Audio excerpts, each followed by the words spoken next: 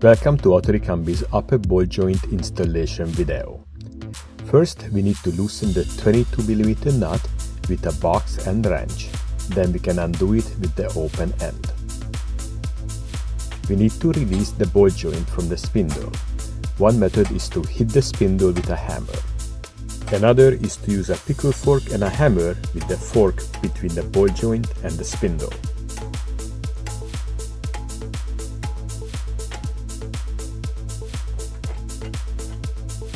Remove the nut and undo the three 30mm nuts and bolts to remove the ball joint.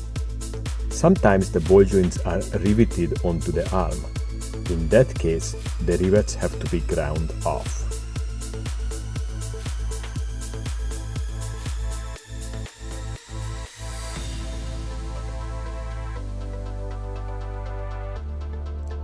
Install the new ball joint on the arm with the nuts and bolts.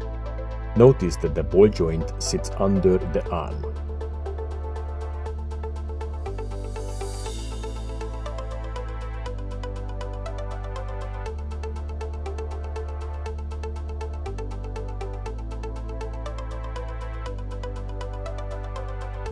Once tight, insert the ball joint into the spindle and thread on the nut.